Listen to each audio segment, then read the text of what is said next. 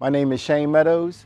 I am the co-founder and co-executive director of Advantage Lancaster, a nonprofit for young people trying to help them seek higher education opportunities or post-secondary opportunities.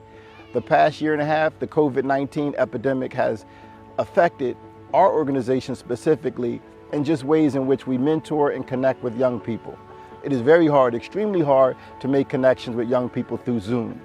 And so I would say probably the hardest thing to do through this epidemic is creating new relationships, building on bonds that we had in the past, just being able to touch your students, give them a hug or a high five, or just sharing meaningful experiences in person. And so we lost out on 18 months or 19 months of being able to share each other's stories, give each other hugs, laugh, smile, and basically have in-person programming. Advantage Lancaster's relationship with Dr. Hamlin is a personal relationship first. So Sharice and I, we are both founders of nonprofits that are run by African American and founded by African American people. So we connect at a certain level through that. So we talk to each other about advice on how can we collaborate, or even, what are some pitfalls in the nonprofit world that we should be aware of, or what are some grant opportunities that we should be aware of. There'll be opportunities for Advantage Lancaster students to work for Patients Are Waiting. So as an educator for 20-some plus years, I work with children. I'm a 6th grade teacher as well as a nonprofit co-founder. So I thought it was really important for me, as far as me being safe and being in the classroom with students, as well as my mom is in her 70s. I just lost my dad, and I just felt like I wanted to hug my mom. And like I said on a Zoom call, you can't hug your mom on a Zoom call. You can't wipe away tears on a Zoom call.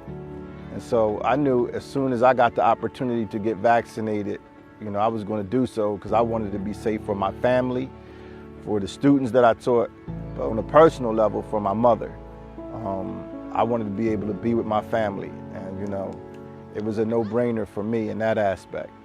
As far as the pandemic affecting communities of color, anytime you have extreme situations like a pandemic, not like we have these all the time, but it's always going to affect communities of colors or those underrepresented in life even more than other communities. And so I would read in the paper or see on the news the numbers and the disproportionate rates of how it was affecting people of color. And so I thought it was very important for me to do my part in making sure that I was safe and making sure that people in my family could be safe. I just thought it was just really important for people of color to take it seriously. I'm very optimistic when I look at what Patients Are Waiting is doing. I mean, they're mobilizing. I mean, every weekend you see them offering the vaccine to people. And I'm not sure what the turnout is, but they're not stopping. And so that gives me hope that, there are people out there that are continuing to fight and, get that message out that the virus is real. And if you want to be safe, this is an option for you. So I'm very optimistic, as far as I do know that there are healthcare workers and there are people that are still fighting the fight, as far as making sure that the right information and the vaccine is getting out to people who may be reluctant, who may have some hesitancy. This is Assad. This is your Penny.com Health Minute. In part 2 of our healthcare terminology, we begin with the phrase out-of-pocket maximum, which is the most money in the form of deductibles, co-pays, and co-insurances you can pay each year, regardless of how much medical care you use. Do you need prescription medication? Well, Penny.com has provided a convenient way for you to look at the plans you're considering to see how much your prescription could cost. Network is also a key term you will continuously see while navigating Penny.com. Your network is compiled of healthcare providers and facilities your insurer has contracted with. Do you want to include your doctor in your plan? No worries. You can use Penny's provider directory to see if your provider is included in your plan. Signing up for healthcare coverage can be intimidating. Luckily, Penny.com has made it easier for all of us. This is Sarge, and this was your Penny.com Health Minute. Good morning. Wake up, guys. It's TCP in the morning. Wake up! Wake up! Wake up! Wake up! Wake up! Wake up. Wake up. Wake up. Wake up. Wake up. It's TCP in the morning. It's TCP in the morning. It's TCP in the morning. It's TCP in the morning. It's TCP in the morning. It's TCP in the morning. TCP in the morning. It's TCP in the morning. It's TCP in the morning. It's TCP in the morning. It's TCP in the morning. Good morning. Wake up, y'all. It's TCP in the morning with the morning tea. Sing the song here in a minute. TCP in the morning.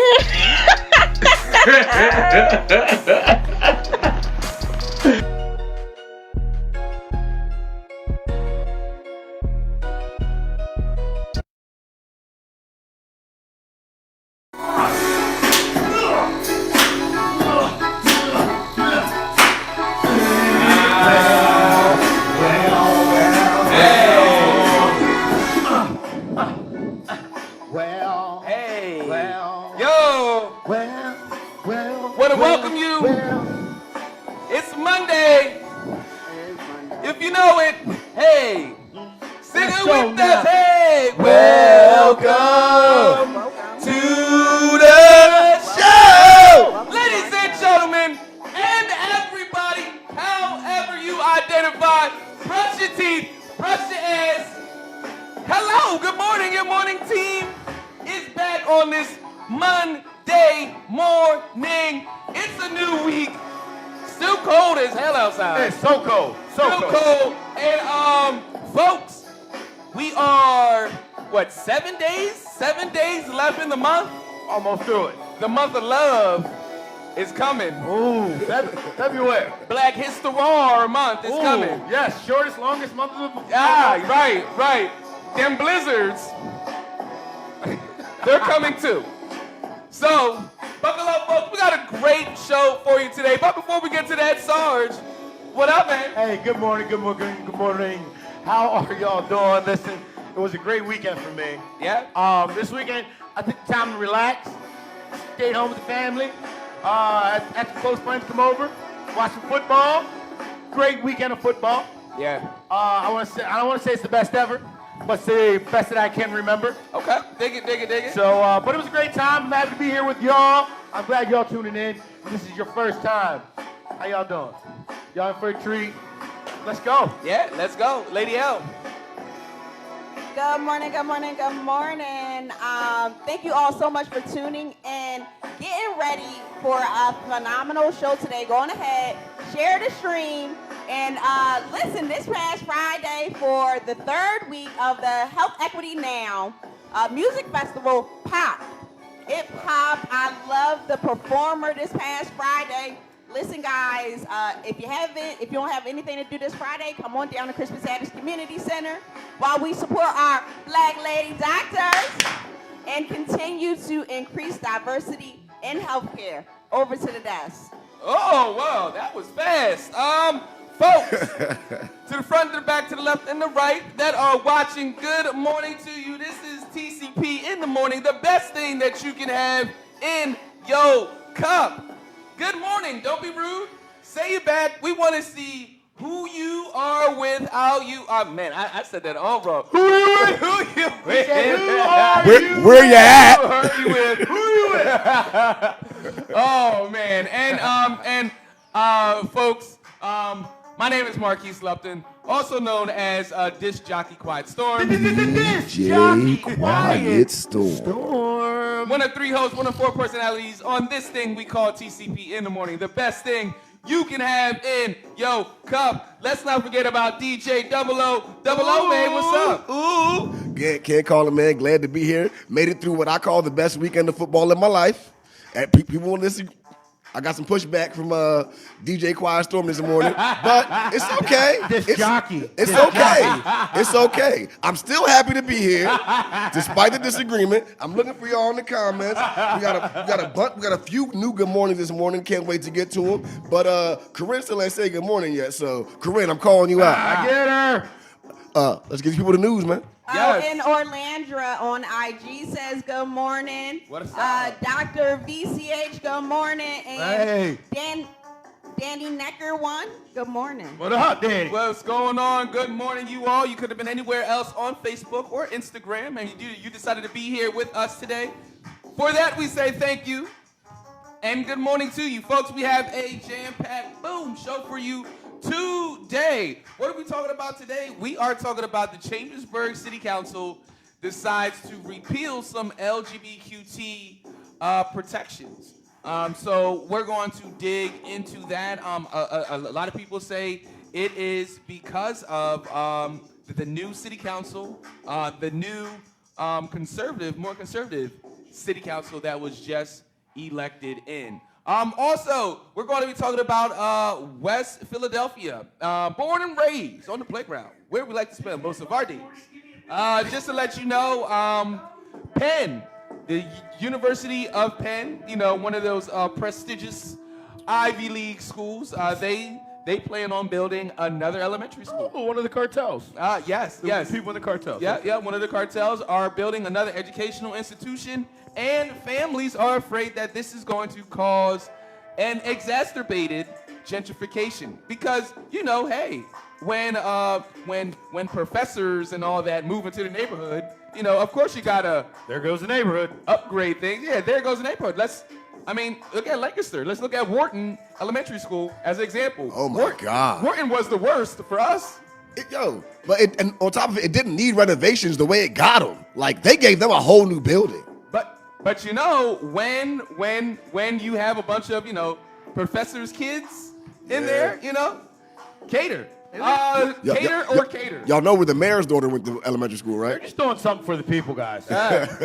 Give them what they want, I guess. And then also Delta Sigma Theta Sorority Incorporated does something that a lot of other Black letter organizations, Black Greek letter organizations should do. And then finally, another state bans critical race theory. Surprise, surprise. Like my Spanish teacher used to say, sorpresa, sorpresa. So, folks, like I said, we have a jam-packed show for you today. It's 8:17, man. It's about that time. But first, Lisa, good morning. Taekwon, good morning. Candace, good morning to you. Kevin, I responded. Send me a email, and we will get in contact ASAP. Melody, good morning to you as well. Good Neville, morning. Good morning. Morning, Neville. Lisa says that hair. Corinne says good morning. Sabrina says good morning, everyone. Good morning to you, Sabrina. And Gary, good to see you on this side of TCP in the morning. Great to see you all. Good morning. Do not be rude. Say it back. Say it with your chest, bro. I think it's about that time we give the people. I'm ready. I think it's about that time. I'm ready. To give you folks what you came here for. Missed it all weekend. Yes. I missed y'all. And even on Thursday when we had technical difficulties. It's like a withdrawal. Like, gotta give them the news. I need dinner. Let's do it. Hey, sing it with us. Time to give the people, yeah. Give the people what they want. And that's the news. With a shimmy. Thanks for stopping by. Our first story for today, folks, takes us to Central Pennsylvania. Central Pennsylvania. I was about to say Pennsylvania. It brings you right here. Central Pennsylvania. Let me tell you a quick story, all right? I'm a student from Chambersburg, graduate from SHIP, all right? We were driving to the Red Lobster in Chambersburg, because that's fine dining, and at the stoplight, old dude pulls up. Hey there, boy. Your left rear, you got a flat tire. I'm like, what? Like, your left rear, you got a flat tire. Just to let you know, because them cops gonna pull you over for that around here. Old white dude. I was like, oh. First of all, I didn't know y'all were very Southern here. And thank you for putting me on. Like, you saved 4 lives But the crazy thing is that he said that the cops will pull you over. Not, they're going to come and help you. No, they're going to pull you over. You're going to go to jail for having a flat tire. We're not going to help you change it. We're not going to take it to a mechanic. We're going to arrest you and take your shit. Yeah. And this was back in 2003. So I mean, just, you know. When racism was still. You know, before Obama. When racism was still wasn't talked about, but we all knew what was going on. Right. So I mean, that was really my first introduction to Chambersburg. It was like, oh, wow. It's very southern in this western Pennsylvania town. Central Pennsylvania borough poised to become first to repeal LGBQT plus protections. A Central Pennsylvania borough is poised to become the first municipality to repeal anti-discrimination safeguards that protect residents against discrimination based on their sexual orientation, ethnicity, or gender identity. The plan by Chambersburg Borough Council to vote Monday to rescind the anti-discrimination ordinances comes only 4 months after the borough ratified the ordinance in October. Proponents of the ordinance say the newly installed conservative majority on the Borough Council is wielding its muscle, invoking the idea of a voter mandate to rescind an ordinance that was extensively vetted and researched last year.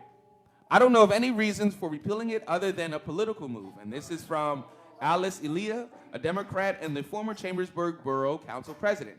This issue should not be politicized. It's an issue of justice and having equal protection for everybody in our community. It shouldn't be a political or a Democratic or a Republican issue. This should be something we are all concerned about. The ordinance, which extends protections against discrimination to gay, transgender, or genderqueer people in employment, housing, and public accommodations, was passed in October by then a Democratic majority council. The political makeup of the council, however, changed with the November municipal election, which ushered in a 7-3 Republican majority. Alan Kaufman, a Republican and newly installed borough council president, is clear on why he opposes the ordinance. All of us that ran in the election to be on council, we think we got a mandate from the people, he said. We talked to the people when we were campaigning, and they did not like the ordinance at all. I don't know what the vote will be, but I have a pretty good idea. The council last year led a 3-month exploratory process to fact-find and delve into the issues. The process was accessible to the public. A few weeks ago, immediately after installation of the new members, the council revoked the measure that would have assembled a commission to oversee discrimination complaints, instead voting in favor of a measure to repeal the ordinance. It was kind of a take back Chambersburg, and let's go back to the 1950s the way we all liked it. And this is from Sandra Mele, chairwoman of the Franklin County Democratic Committee. Everybody in Chambersburg didn't feel that way.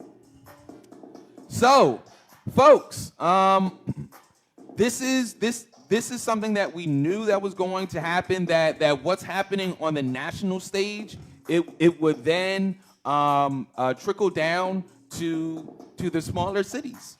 And we saw, they're calling it a mandate and everything like that. We're probably going to see this with the midterm election, is this blowback to the Democrats. And then what happens is these lower level other parties, I'll say that to be nice right now, they come in, assume power, but then take the agenda of the national party.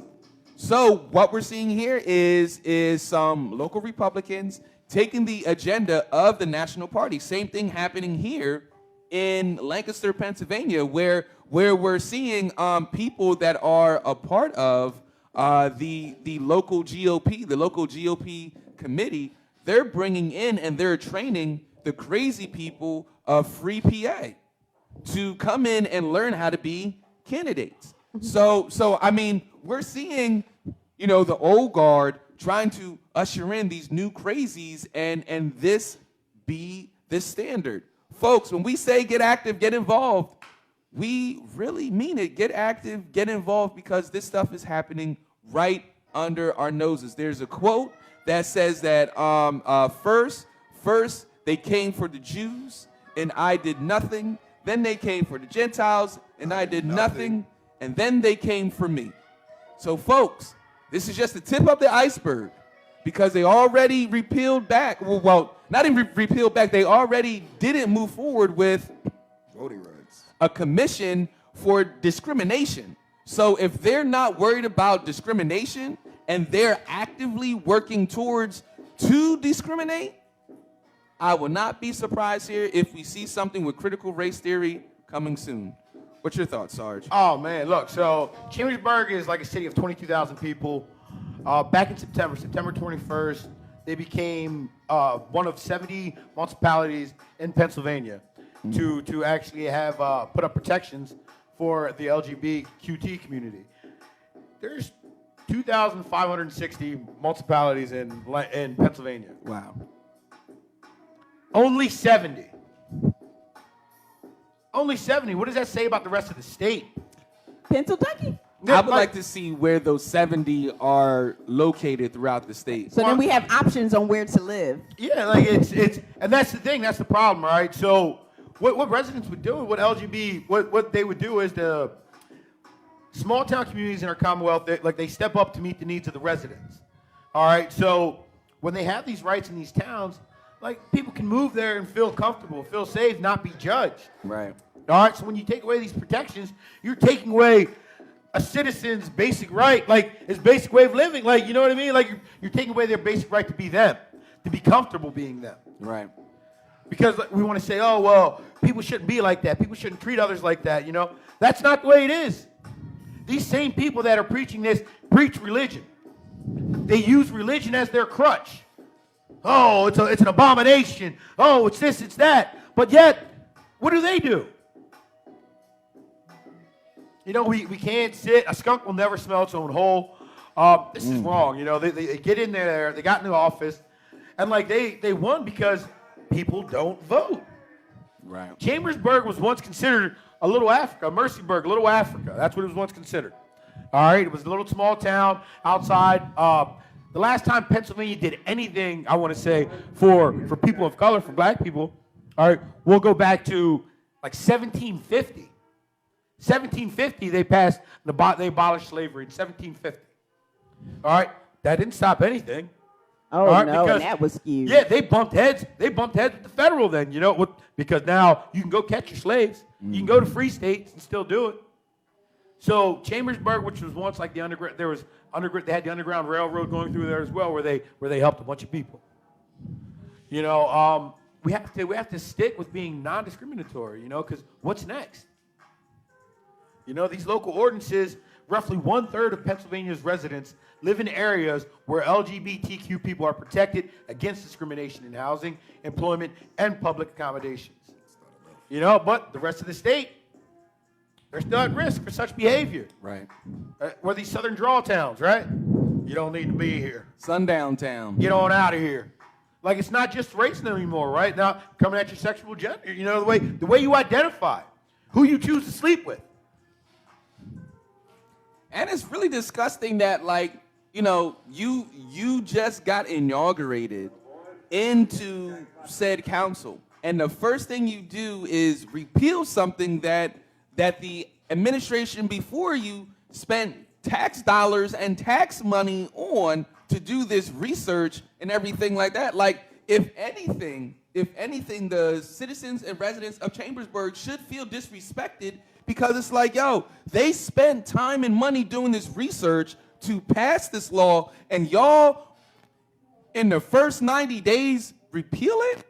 Like, just looking at the fiscal responsibility of it, taking the moral thing out of it, which is very, you know, you shouldn't do. What else did they accomplish in that 90 days too, right? Like, did they do anything else in that 90 days? Right. Or was this their main agenda? And for the people that voted for them, like, is this what you asked for? Running off of hate. Right. And that's what I'm getting at here. We're seeing these candidates. They have this racist dog whistle. This, you know, country first, make America great again.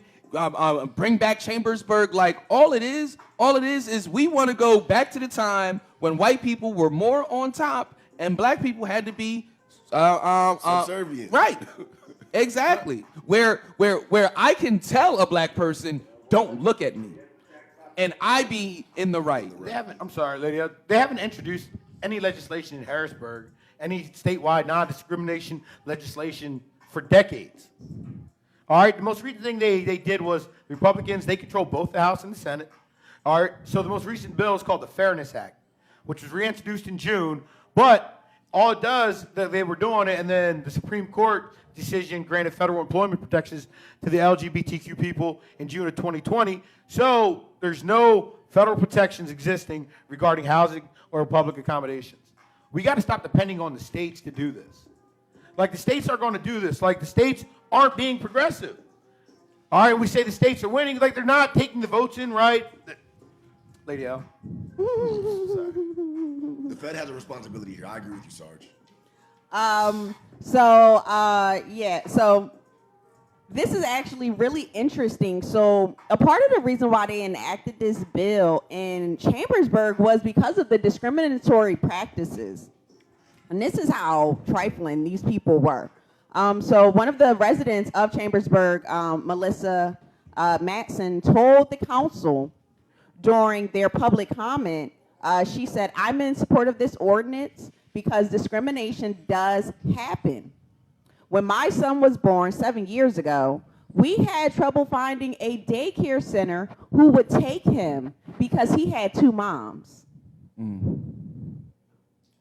Now, listen, when I was reading this, I thought that they were going to say, oh, they wouldn't take the baby because they were trying to say that something was wrong with the baby or something like that. I was not expecting them to say they would not enroll this child in daycare because he had two moms. And that's what this bill protects. And they're rolling that back. They're pretty much saying no. If that baby got two moms, if that baby got two dads, you're well within your right not to give them services. That doesn't make any sense. You're an educational facility. You're a daycare facility. What in the world does my parents doing what they do got to do with me coming to school and getting an education? You know what I'm saying? And it very much so reminds me of this idea of critical race theory, something that is not an issue, but because of people, you're going to turn it into an issue. And now it's about to be an issue. Because is that going to be now a part of this process when we're signing up our kids? And we kind of already do that, right? It asks for parent 1, and then it asks for parent 2, or it'll ask for a guardian and things like that. It's unfortunate that I'm beginning to wonder, especially with only 70 counties in the state having protections. I'm wondering if parents have been not falsifying these documents, but not saying that they got two of the same gender parents. I'm parent 1, and this is just an emergency contact. You know what I'm saying? I'm parent 1, but this is just a guardian. You know, just so that they can get their kids in the schools that they want to get them into those educational facilities. And it's crazy that businesses here in the state of Pennsylvania have the authority to do that. You know, and people wonder why we call it Pennsyltucky, because stuff like this exists and it's happening. It's happening. And again, I don't understand. I don't understand why the state as a whole doesn't have an anti-discriminatory policy for LGBTQ people, especially all those years ago when we had the issue with the cake and the baker. Y'all remember that? The baker didn't want to make a cake for the gay wedding. Yeah. And that became a whole situation. And now I feel like we're kind of there again. It's one thing, baking a cake is different than you're an educational institution. You're a daycare. Like that. These are completely different things. I mean, what are they teaching inside that building? Right. You know what I mean? Right. Do you really want your kid to go there? Right. So those are some things just to think about. Gentlemen, over to the desk. All right, so we're going to move right along to our next story. Our next story comes out of Kansas. All right, the Stand Your Ground law has recently come under fire again. Now, remember the Stand Your Ground law kind of became first big when George Zimmerman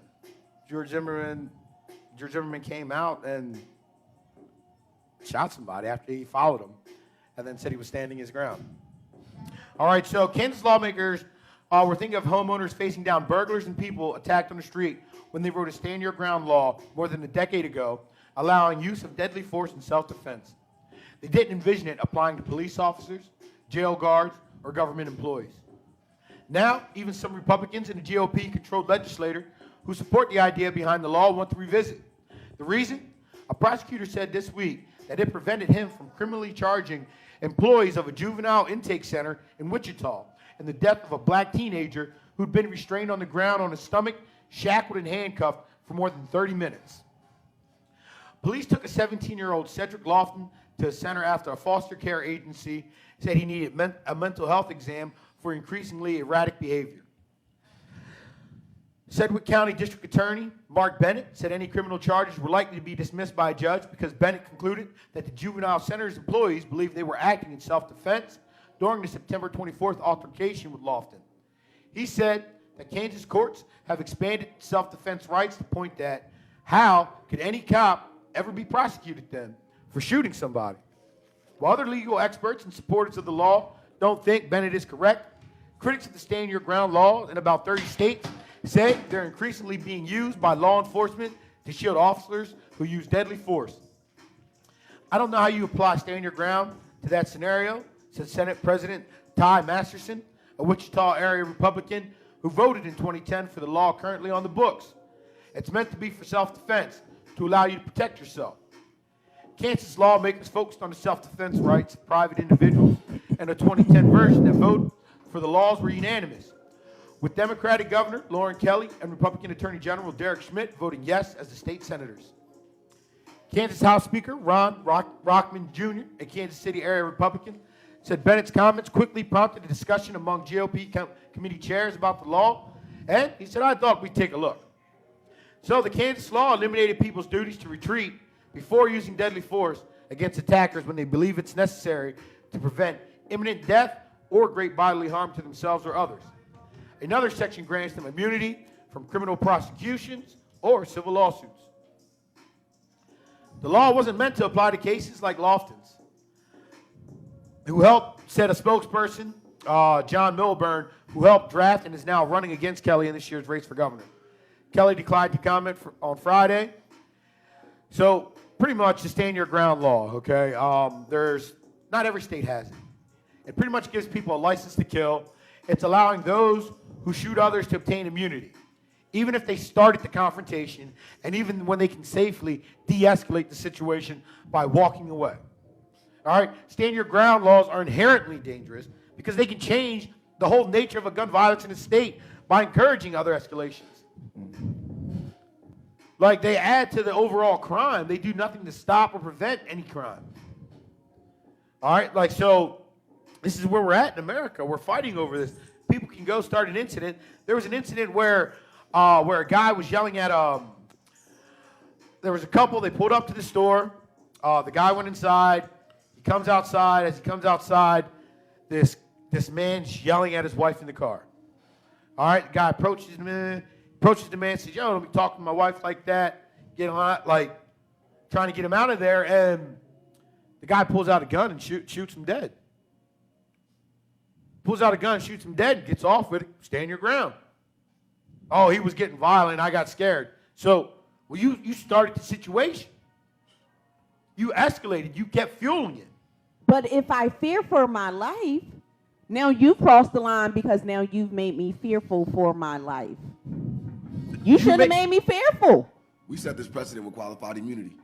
You know, in the case of this 17-year-old kid, 30 minutes, have him handcuffed, like on his belly, with his, they had his feet up, they had him hogtied. You had this teenager hogtied who obviously was going through a traumatic situation. All right, they just referred him to get evaluated, to get a medical evaluation because of his erratic behavior. Imagine all the emotions this kid is going through. Right. And then you guys as the adults, as the supervisors, the whatever you want to call yourselves. At the end of the day, you're his guardian. You're his protector. You're supposed to provide. All right, so when you put it, you're scared for yourself that much that you killed a 17-year-old boy. Yeah. And then the law itself. The article says on the Kansas law eliminated people's duty to retreat before using deadly force against attackers when they believe it's necessary to prevent imminent death or great bodily harm to themselves or others. Another section grants them immunity from criminal prosecution or civil lawsuits. The law wasn't meant to apply to cases like Lofton's, and this comes from spokesperson John Milburn. Like the purpose of this law wasn't to protect folks in a detention center. You know, it's one of those things as where if I'm getting carjacked and then I have a gun on me and I pull out a gun to stop the carjacking and to help my life, save my life, that's what the law is sent for, not to, like you said, hog tie a kid and have them on their belly and kill them. And the fact that this was even upheld, like, we need to look at that as well. The fact that this was even introduced and then the judge let it be, you know, we have to look at that as well. This is why we say that white supremacy is systematic, because you cannot tell me if this was a little white boy, if this was a little white girl, that this law would uphold. Somebody would have to pay for this life being taken away, and it should be applied the same way here. But as we see, it's not. Two different justice systems, folks. Two different justice systems. This is what everyone talks about when they're talking about it.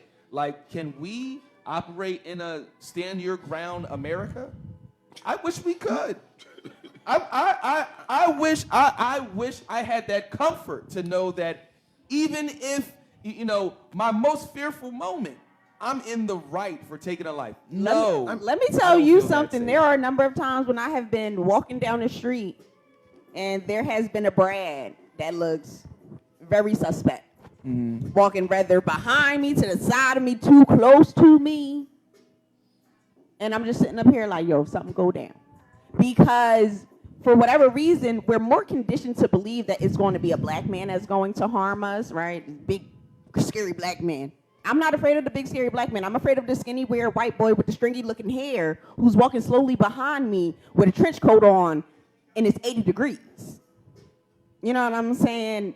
But that guy will get Burger King, will get talked to, will be taken away not in handcuffs, but in plastic zip ties.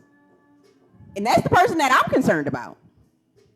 But it is strange that our society will put these images out for us to be fearful of. You're telling me I should be afraid of this. And while at the same time giving white people permission to kill that thing that displays the fear. But we can't kill that thing that fears us. Message over to the desk.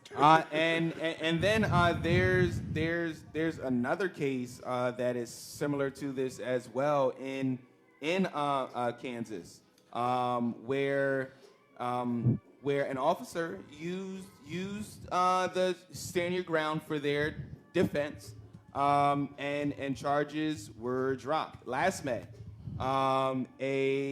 a sheriff was charged. Was how can I say this? Was put on administrative leave after fatally shooting an unarmed woman who refused to pull over during a high-speed police chase. So I mean, again, these stand your ground laws really protect. Right, and I don't. And also in one of the articles, the young boy, the 17-year-old, he, from what I understand, at some point, he was like being erratic and paranoid, hallucinating in his foster care. He was in foster care. That's a whole situation right. How'd he get there? He was in foster care. And his foster father said that the situation had gotten worse after he went to his grandmom's funeral. There you go. So with that, the foster dad called, the social workers and was like, yeah, he's really having a hard time with this. I don't know what to do. The foster officials told him to drive him down to the mental health provider. And the child walked away.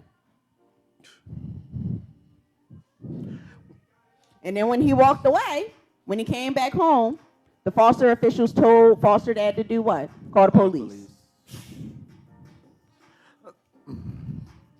All right, like, And it's very strange because we've talked about this 911 and this dispatch. Like, even if he did call 911, he still needed mental health services, and whoever's on that other line should have the understanding of, okay, you don't need police, you do need mental health services, you do need crisis intervention, because he needed crisis intervention. Because here's the thing, no crisis intervention person, I have not read too many stories of crisis intervention people having murdered somebody because they were in fear for their life in the middle of a crisis. I've had grandparents come up, cuss me out in my face. How many grandparents did I shoot up? How many parents did I shoot? And as a social worker, you're not allowed to be afraid, and they don't even teach you self-defense in social work because they don't want you fighting parents and caregivers. But I have to physically put myself in danger every day. It's ridiculous. I'm sorry. Go ahead, Sarge. What's going on? All right, so we think about where the stand your ground law came from. It came from the gun lobbyists to solve a problem that doesn't even exist. All right, if we look across all states, homicides in which white shooters kill black victims are deemed justifiably far more frequently. They're justified 5 times more frequently than what the shooter is black and then the victim is white. All right, we look at all the controlling factors, and it's no accident that white people who shoot and kill black people out of fear are frequently given immunity through the stand your ground law. All right, we know that. Here goes some of the numbers as well. We look at the homicide numbers, okay, through this stand your ground law. All right, it has increased by 6 to 7 more % in suburban communities, and 8% more deaths occurred in urban counties. All right, each homicide cost $688,600 to taxpayers. We're forking out that bill for each homicide because we think about the police response, criminal justice, healthcare, family, the community even bears the weight. All right, but the family that loses that person because someone felt that they were scared for their life. All right, the families, their quality of life, they're enduring that loss is like $7 million per gun homicide. All right, that's huge. That's a big number. That stuff, these families don't ever get that back. But yet we allow our senators, we don't hold them accountable when they take money from the gun lobbyists. When they pass laws for what? Stuff we don't need. All right, just makes more people want to have guns. And wait till we get to our one story later on. To the comment section, we've got a bunch of comments, folks. Keep them coming. Rebecca says, good morning, all. And yes, that southern drawl traveled right up 81 from Hagerstown. Great point, great point. Jen says, good morning to you, Jen. William, good morning to you, William. William says, good morning. Democrats talk about organizing. Republicans be about organizing. Happening in Lancaster right now. Yeah, exactly. Sabrina says, that's crazy that anyone would campaign against anti-discrimination laws in this day and age. And the fact that they can win off of it is even more of a surprise. Gary says, like the Trumpukins, Giuliani, Pennsylvania, fake electors plot. And that's what I'm fearing, that those that are in charge in their municipalities and in their districts will be bad players in the upcoming elections. William says, Lancaster Republicans having classes to teach the members of Free PA, anti-vax crazies, how to run for office. Yep. We brought that up. Rebecca says, Chambersburg Borough Council is super grimy. First of all, they should not be worrying about this at a municipal level. They should be worried about not having people in charge actively stealing money from the constituents and town energy. Chambersburg is also one of 34 municipalities that operate their own electrical company, just like Ephrata, and don't have to abide by PA Utilities Commission regulations, which protects consumers, and says grimy. Not even 90 days, they probably only took office in January. Yeah, absolutely did. Candace says, this is upsetting. Like, what else do they have up their sleeve? And that's what we're thinking as well, that they're going to affect the voting process negatively. Gary says, towns like Chambersburg is why Chasey Chapman wrote the song Fast Car.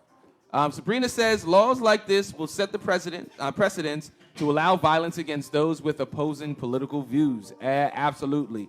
Keisha, good morning to you, Keisha. Gary says you got a fast car. Is it fast enough so you can fly away? You got to make a decision, leave tonight or live and die this way. It's a deep song.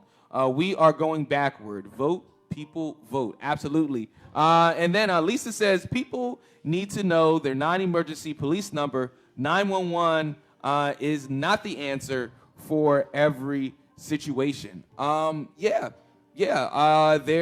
most certainly needs to be, just like they can create all of these task forces and everything. Oh, we have an anti-protest task force. We got a drug task force. We got a homelessness task force.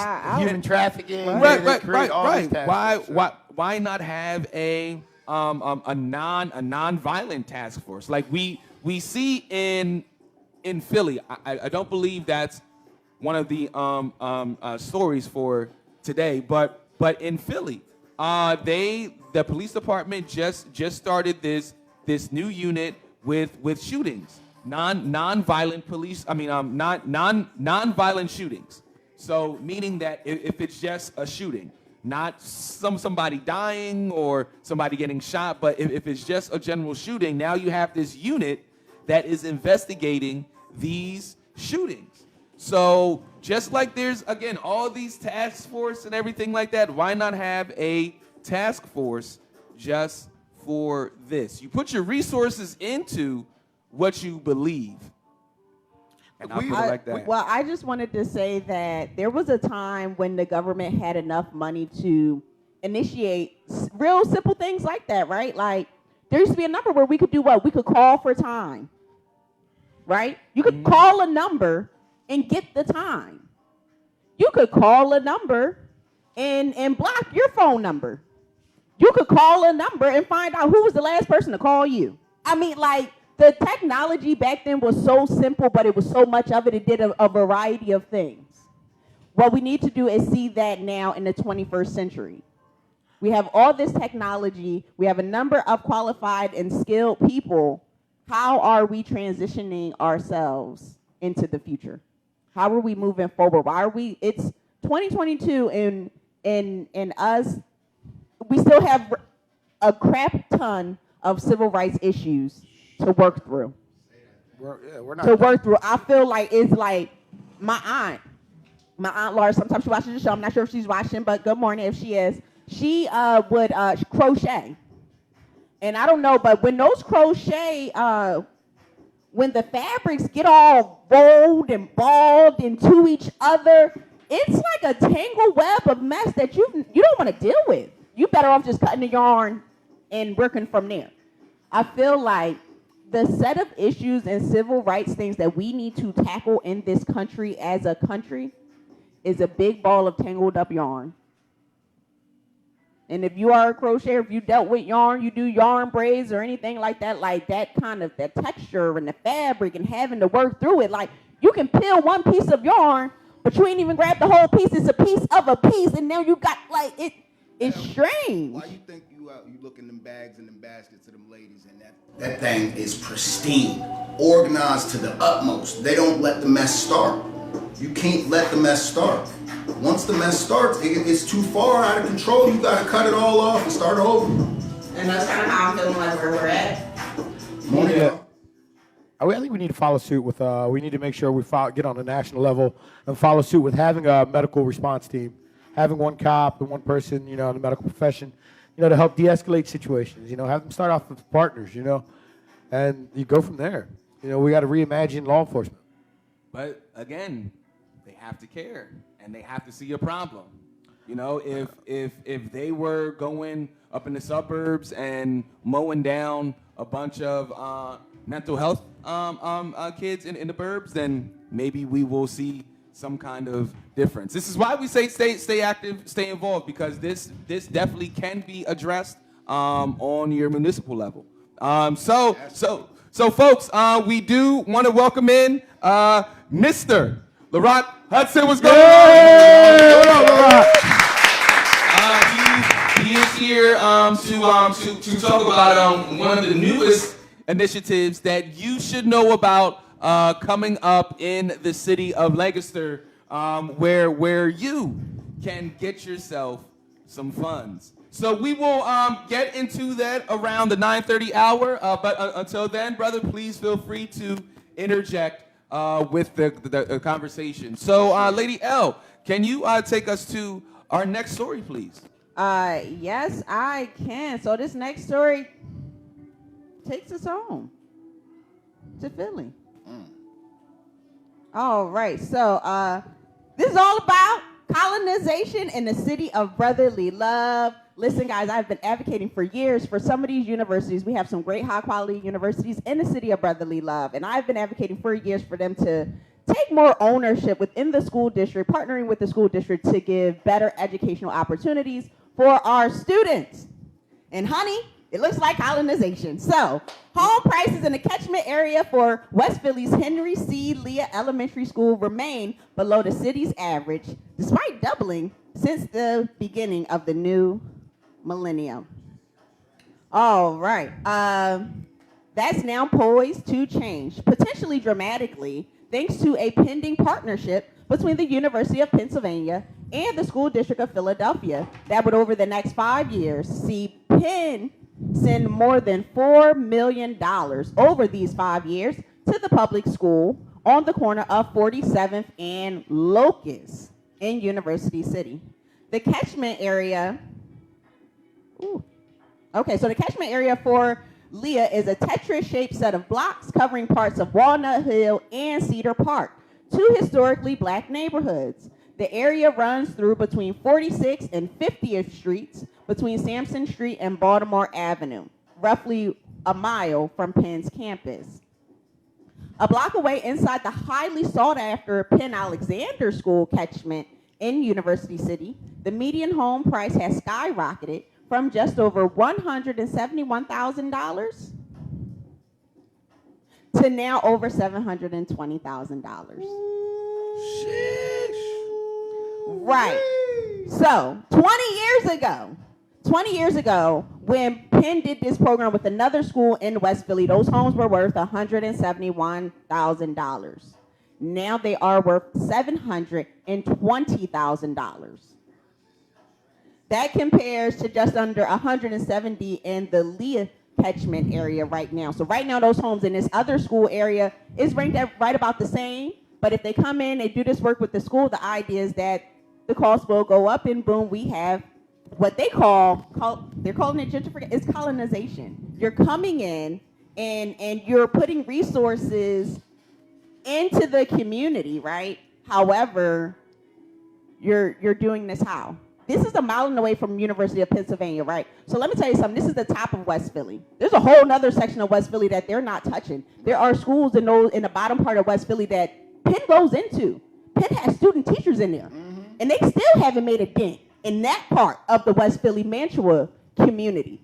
This looks like this because who? Because professors are living in Walnut Hill. Professors are living in Cedar Park. They're living in that. Professors are living in Mantua. Their kids aren't going to those schools in that neighborhood. That's why it was easy for them to close down University City. Because they didn't care about the school. They weren't doing no work, even though the school was named University City.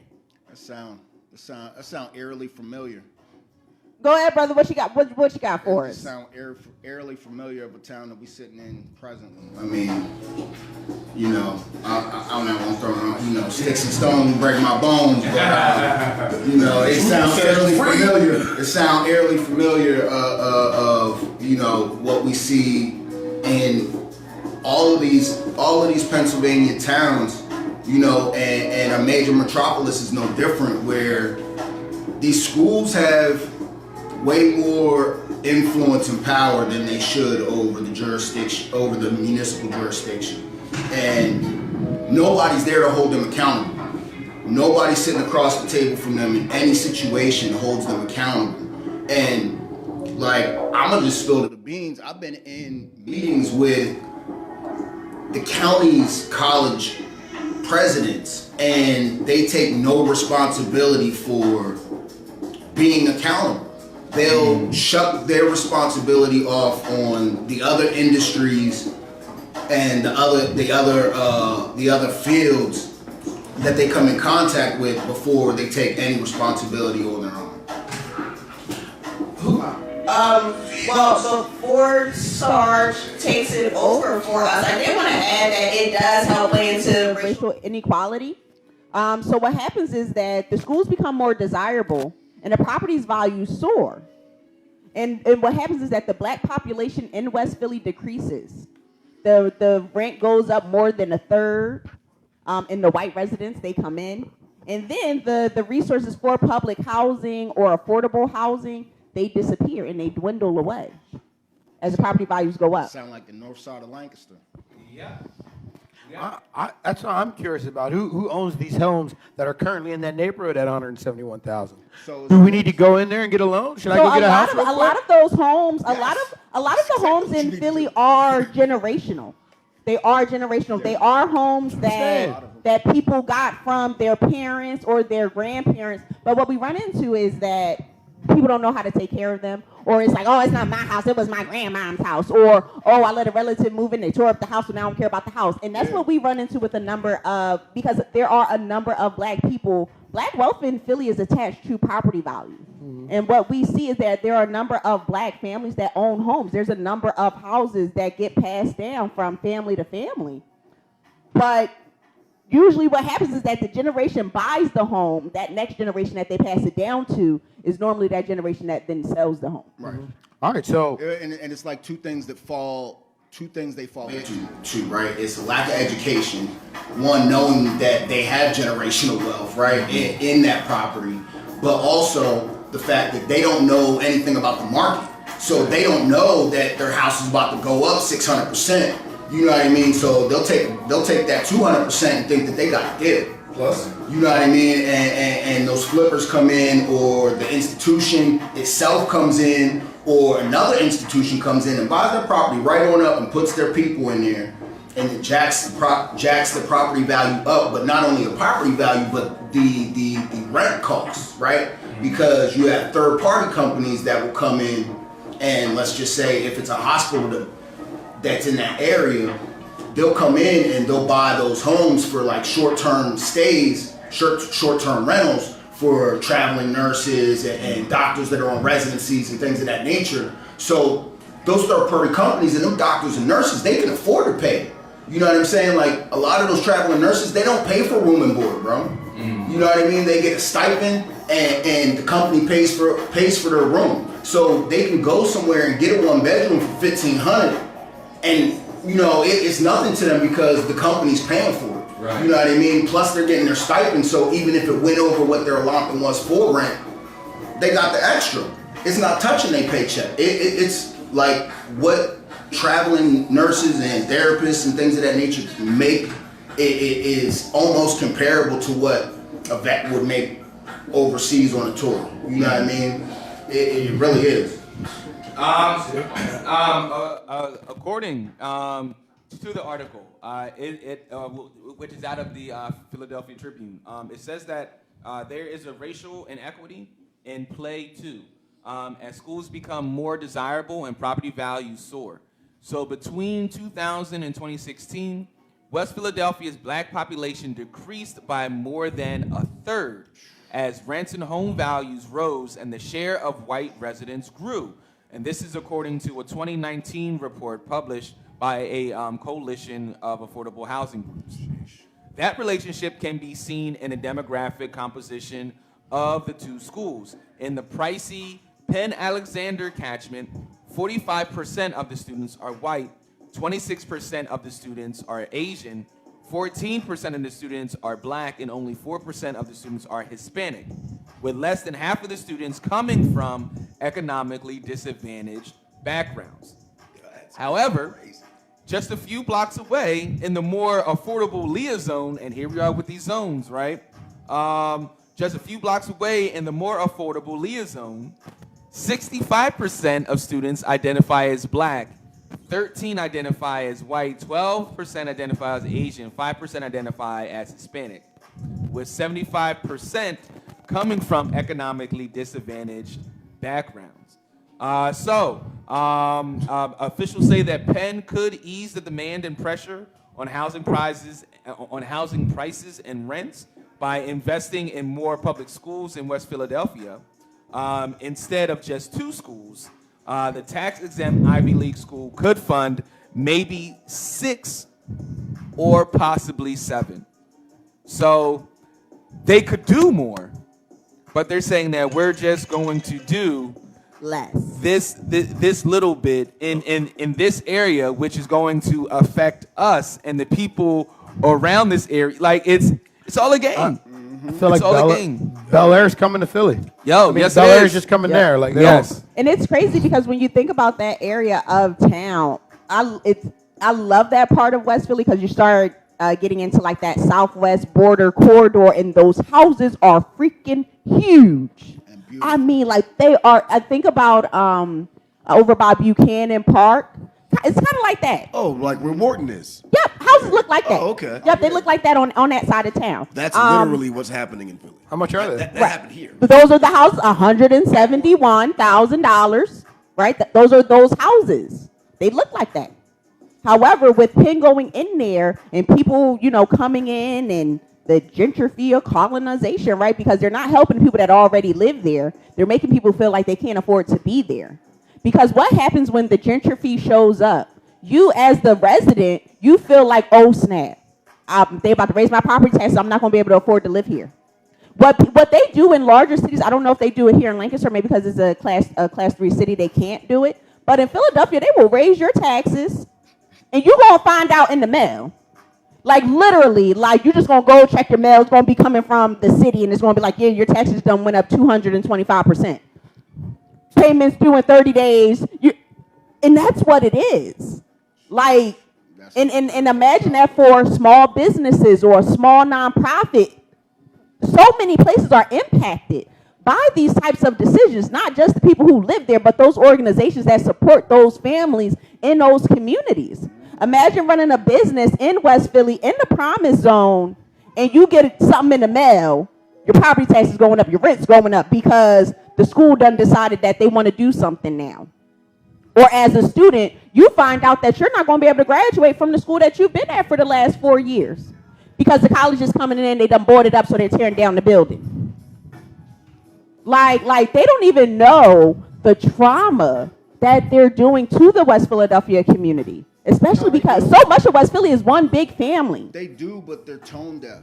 And like that's the problem with organizations as big as like a Penn, because they got so many folks that their departments don't even communicate with each other. You know what I mean? Like I know folks that have gone through the hiring process that have talked to the hiring manager, been in contact with the hiring manager, qualifications met, all standards met, but for whatever reason, the onboarding folks is giving this person a hard time, and every time they meet verification standards, they trying to move the goalposts further. Like, just because of reforms and changes that are trying to happen from different departments on the inside, we gotta have more folks at the table, and that's just what it is. Like, we can holler from the outside, but once we're heard, we gotta move it to the indoors, and we gotta sit at the table. We gotta be holding these folks accountable in some way, some fashion. We can't be afraid that Penn got 10,000 employees in Philly alone. You know what I mean? Like, we can't be afraid of that. My question is, are we asking, why now and why not sooner? And where are these funds coming from? You understand what I'm saying? Like, why now all of a sudden? That's how it sounds to me. Am I asking the right question? Probably because it's not all of a sudden because it moved. Gentrification flows like water. It's a progressive thing, yeah, right? Yeah. But what makes Penn want to invest $5 million now in 2 schools? Well, honestly, and not sooner. But also other educational entities. Why aren't they taking initiative in communities? Like I hear exactly what you're saying. They're shirking their responsibility and they're putting it on the city and the local municipality to try and get the funding. But why are they waiting? And then what is the it's situations like this that cause the fair funding fight. Right. I'm sorry. To the comment section. William says, police do not have a legal responsibility to protect you. Their only purpose is to enforce laws. How's that going? Gun control is just another Jim Crow law. Very true. And then Keisha says, good morning, TCP family.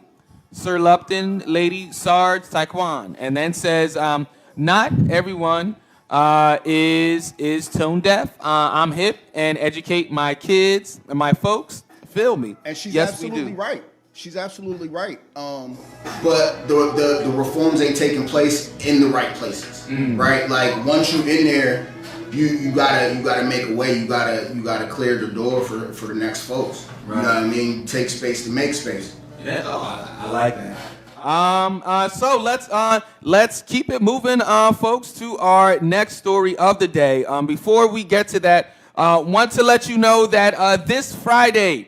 The saga continues. It is going down again. The Health Equity Lancaster Music Festival. We will be featuring conversations, stories of people affected by COVID, and then of course your nightly entertainment. So on Friday night we have Los Monstros coming through. I'm looking forward to that, beginning at 6 p.m. with our pre-show live broadcast, and then at 7 p.m. Is the performance from 7 p.m. to 8 p.m. It's going to be a great time. Either join us at Crispus Attucks, where you can get boosted flu shots or get your first set of shots, and also enjoy some food by Soulfully Famous. I was about to say, man, you better throw that. Yo, yeah. That Big Mac, boy. Yeah. Woo. Yeah. And what's great is that Soulfully Famous will actually be in studio on Wednesday, doing a little cooking presentation. So I cannot wait for that. My stomach cannot wait for that. If you all would like to join us on Wednesday, you can't. But there will be vote. There will be video. Right. There will be video. There will be video. You can watch us enjoy. But again, this Friday, Los Monstros at the Crispus Attucks Community Center will be performing. Folks, we're on the back end of this. There's 3 more weeks of this, 3 more Fridays, and that's it. Next week, it's Swim Good, and then we have Sir Dominic Jordan wrapping everything up. So, I mean, it's going to be... Hold on, we got to talk this thing up a little bit more. So there's resources available. Yeah. Man, I got my booster. I got a $25 Wise gift card, another free at-home COVID test, you know, just so to have as a resource. They also were giving away food there. They were giving away like bagels and stuff like that. Right. It's more than the vaccine. Yeah, it's more than just the vaccine clinic. It's more than just the concert, man. It's something for everybody to get something, right? There's resources available. There's resources available. Like, you know what I mean? It's really well put together. I gotta give it to the folks at PRW. Absolutely, and finally, Boost Mobile is there as well, giving away free tablets. We don't have the list on us just yet, but there is a list of qualifications. It's a pretty loose list. The easiest one to remember is if you have a kid that goes to the school district of Lancaster, you qualify for a free tablet. Only thing you need to bring down is your report card. So let's get to our 4th story of the day. But before we do that, comments. Keisha says, "Okay, with the cut, you look amazing." I'm assuming she's talking about LaRock. I thought she was talking about you. No. Look, man, I'm buying it up. Well, we know she's not talking about Ty. Double O. I mean, okay. I got the best hair in the room. I mean, the Black Fu Manchu. You know, Sarge, you know. Gary says, The Rock hit the nail on the head. We need to have more people at the table. Lisa says she got a free tablet, and then says they're spending that money now because they are selling the other side of this prospective employees. It's incredibly hard to recruit employees right now, even for Penn. They are using this neighborhood revitalization as a tool. Drexel and Penn proved this works for years. Great point. Thank and you, then Lisa says, Melody De Leon did amazing makeup session. And that is something too, folks. Makeovers are also happening down at the Christmas Status Community Center for this Health Equity Music Festival. Life-changing experiences, and this isn't just hyperbole, this is actuality. Like, they have rental assistants right next to Soulfully Famous. So you can bust a grub and, save some dollars all in the same location, folks. Right, and get a tablet. Right. And get a tablet. But another thing that folks don't know, right, is that the tablet program is part of a federal broadband program. Right, and Boost and other cellular providers don't just have tablets for folks. They have hotspots, but you might have to go into stores. So if your kid, we just had Christmas. If your kid already got the electronic, man, go to the store, check online with the stores that have the broadband hotspots available. Is like 35 gigs a month. You know what I mean? All you gotta do is turn it on once a month, and it reshuffles them 35 gigs. So, right. And it powers up to, I think, 12 devices, 4 or 5 laptops at a time. Like, it's a serious piece of equipment. So every time you see TCP out, that's exactly what we use. Man, I ain't gonna lie, I mean, doing anything, bro. Took advantage of it. Sarge, before we get to the next story. Oh, all right. Well, then let's get to the next story.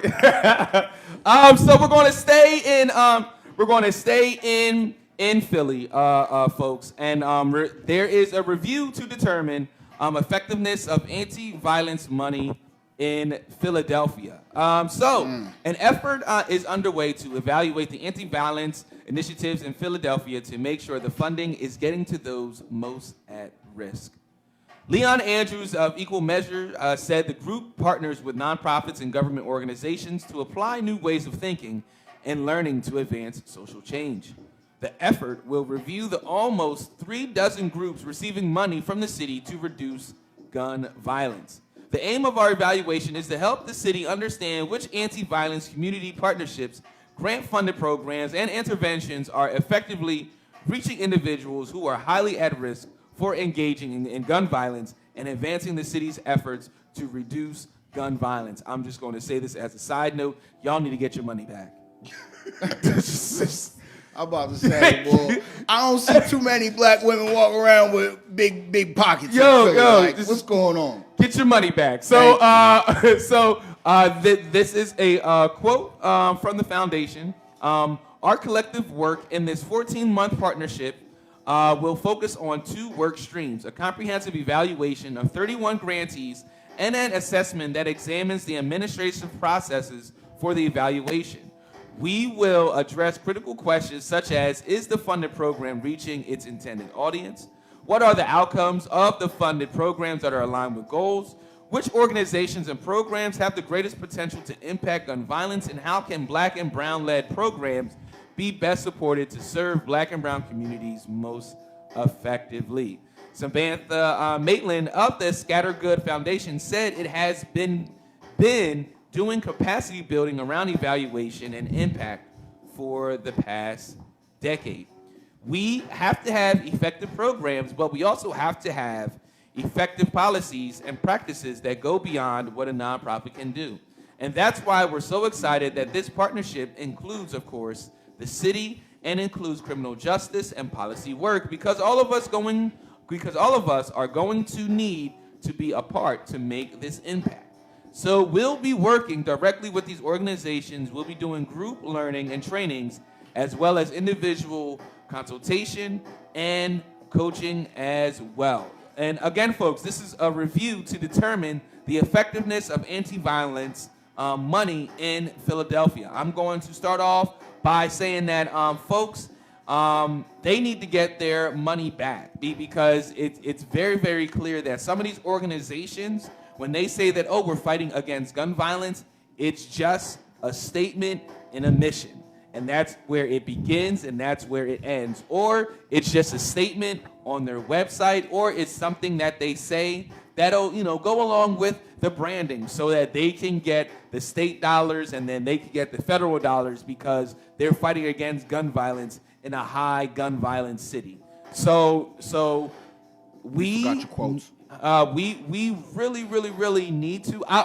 Matter of fact, I would love for them to make a comprehensive list of all these places that have received money so then we can hold these places accountable and so that we can say that, okay, this organization is BS, this organization is for us. This one is BS, this one is for us, so that we can then decipher the effectiveness of these dollars. Because to think that there's not some people out here just, saying, oh, we're for diversity, we're for anti-violence, just so that they could get, a couple $100,000, don't think that those organizations do not exist. And then take said thousands, $100,000, and then use it against what the initiative is. Like, folks, it is a game.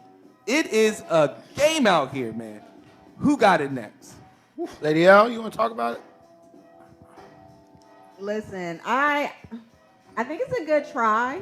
When we first reported on the fact that they had found some money and they were going to be giving it away, but that's what you need to do, right? We got to see how is it being effective? How are people using this money? However, I am concerned because one of the efforts is to develop evaluation reports. So you gave out the money, you didn't already have a way to evaluate the stuff from the jump. Like, that's where my mind goes because I always think about the end at the beginning, and then I work backwards. So it's just weird for me that it's like that wasn't already a part of it. Also, within the city of Philadelphia, there's so many people that are like, oh, I got an idea for this. Oh, I got an idea for that. I want to do this. I want to do that. There are a number of organizations who have been doing the work for years. Yeah. Like IDAY. I used to sit on the board for IDAY, the Institute for the Development of African American Youth. They've been doing work for years. Yeah. Parenting programs, not just for girls, but for young boys. Teaching young boys how to be better fathers. Like, how many times have we heard about teen parenting programs for boys? And they were out here doing this work, out here providing tokens and money and gift cards to grocery stores and things like that. Like, so there are organizations who've already been doing this work, and instead of recreating the wheel, well, instead of partnering with organizations that exist, I feel like they might have recreated the wheel on some level, or they partner with a number of organizations who were like, I got an idea. Because we've seen this earlier in Philadelphia with the COVID funding. What happened? I'm about to bring that up. Go ahead, Lady L.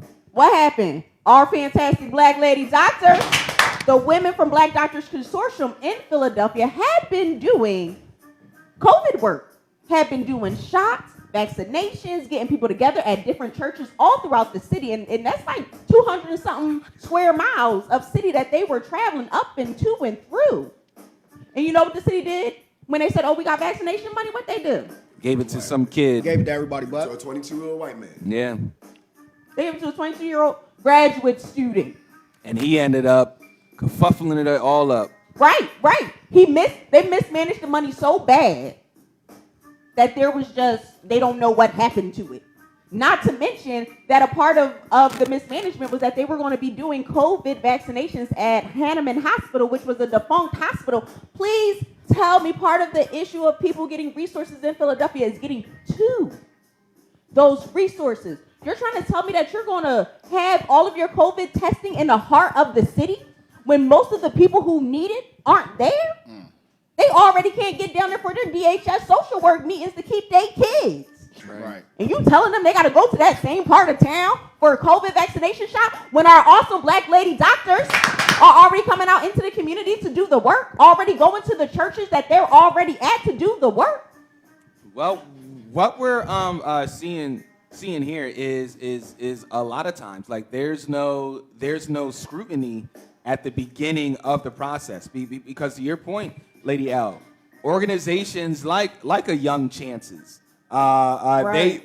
They should be getting funding hand over fist because they've been doing it for X amount of years. Childhood laws. Right. Should be getting money hand over fist, but because they don't know their city councilman, because they don't know the mayor's aide, or the secretary to the secretary of the Department of Commerce for the city, because they don't know those people, they're then locked out. They could have these wonderful organizations, ideas, stuff that has been running for years, but because they don't know the who's who, they are locked out. And the who's who, they just give the money but the thing to their friends. The who's who also don't want to know them either, though. That is true. I mean, the thing is, though, and y'all know, they know who's who. They know who's who. You know what I mean? It's not until they get that cosign from somebody that's next to them, one of their colleagues. Oh, hey, TCP, they've been doing their thing. Right. You know what I mean? We should give them some shine. Like, that's when, they start to move, and then you become the hot item, trendy item. Right. You know what I mean? But it's not until they give you that cosign. They know who's who. They know who's making noise in the community. They know who's providing resources in the community. And they're not trying to fund them. Right. And that's just so crazy to me, because it's like they'll fund a friend's initiative idea that they've never tried, but here's something that's tried and true, but they'll say, I'm not 100% sure. Ain't no immediate benefit for them. Right, but I mean, we've even seen this idea with crowdfunding. Like, yes. I've been to different crowdfunding websites, and somebody will have this fantastic bioengineering idea. I'm gonna go. It's not from a scientist. How many cures have we tried to fund that fail? Right. Just saying. But they hit their mark though. But they're hitting their mark though. And this is why we need to be mindful of this idea of your network is your net worth. How did we say some of these people got that money? Oh, they know their city council person. Oh, they know somebody who's an aide in office. Your net worth is your net worth. Unfortunately, a lot of us grow up in these low-income neighborhoods, and then we just know a whole bunch of other low-income people. Right. And we can just all be low-income together. Looking at the numbers, I'll go back to 2016, all right? So 277 people were murdered in 2016, followed by 353, 356. Fast forward to 2020, 499 people were murdered. To this past year, they hit a record high of 562. And as of January 23rd, they're up 3% from that number last year. What they're putting their money to is it's unbeknownst to anyone. All right. I mean, we have it. We can look at the fiscal. We can look at their calendar for 2022. Like, they invested $155 million towards anti-violence. They committed towards this budget. All right. Last year they did the same thing. They put out $20 million last year. Where'd it go? All right. If we're fighting violence, right? We're fighting gun violence. How are we doing it? Obviously, the way they're doing it's not working. The numbers keep rising. All right, so whatever you're putting money into is wrong. It ain't working. All them programs, you know what? If it's not doing it, cut it. All right, you got to find other ways to do this because it's not working. All right, so they're gonna, of the $155 million that they got going out for fiscal year 22, they have 28.3 going to after-school programs for pre-K through 12. 27.4 million for economic development and workforce programs, 23 million for re-entry and juvenile justice services, 13.3 million for efforts to mitigate police violence. Efforts. What is that? Efforts. So I'm going to pay some people to come up with a plan. I'm going to pay these people. I'm going to hire some people that I'll pay them $20,000 to do this. I'll pay my buddy to do this. I'll hire this firm to do this. All right, they're going to put in $7.1 million for partial restorations of the parks and recreation budget, and $3 million for partial restorations of the free library budget. All right, so this anti-violence money, it's money that you guys already, it's money that you're using that you're taking away that's already in the other budgets. Like, you already have a regular budget, don't you? Mm-hmm. Like, you have a regular city budget, right? So now you're taking money from this fund to fund other stuff. Here, that sounds like reallocating funds. That's interesting. Don't they keep telling us Philly's broke? It They're is. telling us the world's broke. I mean, they keep telling us that Philly's on the road to where Detroit is, right? So my thing is, why are we cutting budgets to create new programs to put out money that we're not going to be accountable for and have to keep backtracking to recover some type of information on because we were just giving out money to murky the waters for black and brown organizations to begin with? There's no accountability for it, so they don't need to worry about it. Because once this money's spent out of the budget, and we ain't got to worry about it next year. Like, you're right. We ain't got to worry about it next year. If you can start an organization and you can get $5 million off this just to start this organization, and no, you only have to do it up until somebody else gets in the office. If that, you do it till nobody cares about it anymore. Like people won't care and it goes away. It sounds like we need to find somebody to run a campaign.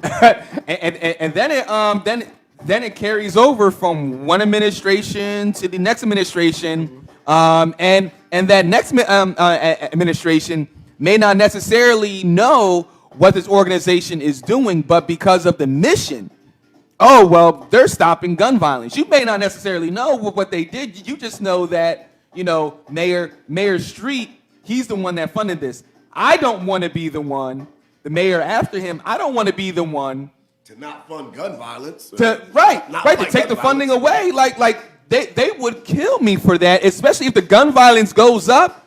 First thing they're going to say is, oh, well, yeah, that's because he shut down 5 of the gun violence programs. But then those gun violence programs are probably not doing anything. That part. But we see here, again, with the media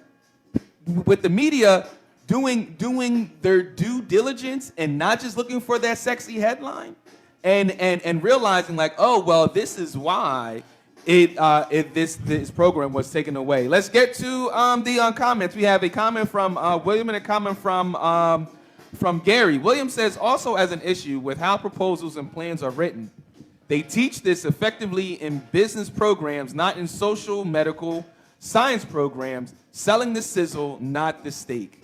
Yeah, absolutely. And Gary says, to LaRock's point, that is why we need community involvement so that we can hold these people accountable. We keep talking about the problems. People in the community getting involved is the solution. Sarge, you want to say something? Yeah, I just wanted to go. Like, where'd that $68 million go in September? Where'd it go? Because we're in fiscal year 2022 now. You got $155 million. You got to see something different, man. Like after a while, it's not about the community. Right. Like, you know what I mean? Like, what are you guys doing? How are we keeping guns out? Like, what are we doing? All right, we have all this technology that we can use. We have everything that we can use at our disposal.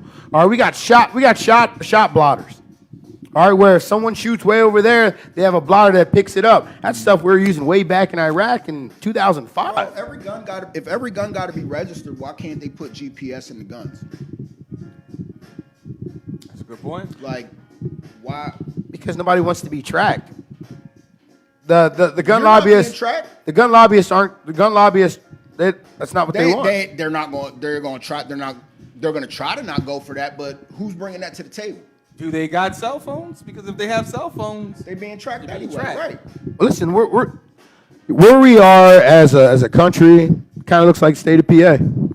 All right, we have all this other stuff to look at. We have all this other stuff going on. But you know what we're going to do? This is why PA is perennially a battleground state, because it's a microcosm for the whole country. Yeah, that is true. That is true because on our east coast of Pennsylvania, we have our big city Philadelphia. On our west coast, we have our big city, Pittsburgh. Pittsburgh is a little different than Philly, just like LA is a little different than New York. It ain't even a little different. It's a whole nother world. Oh yeah. A whole nother world. They literally say soda and pop, man. And show and movie. And then you have the heartland. Then you have the heartland right in the middle. So yeah, it definitely is. That definitely is a microcosm of our precious America. Folks, want to let you know that you are listening and watching TCP in the morning, the best thing that you can have in your cup. We're going to get to one more story of the day, and then we're going to get to our interview with Brother LaRock Hudson.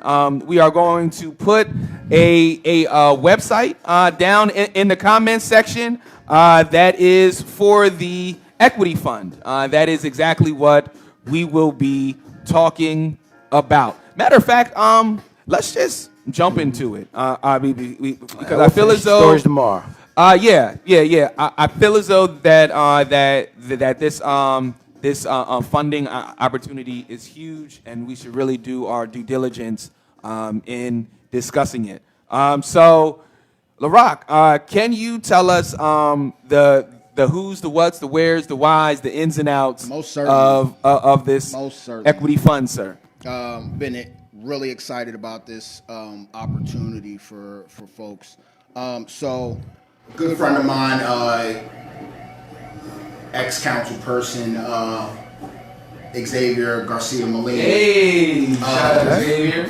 Had an idea to, do what we were talking about in the last segment and approach the power structure about ways to empower residents here in Lancaster County and create an opportunity for folks to be not only part of the grantee or fundee process, but also the lender and funder process, right?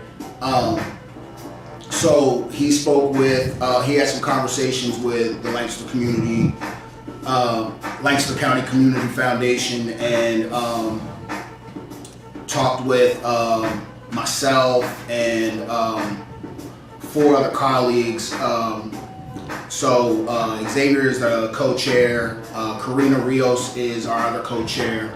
Hey, friend of the show. And then members, Norma Vasquez. Oh, okay. Norma, what up? Friend of the show. Yeah, friend of the show. She's on the show.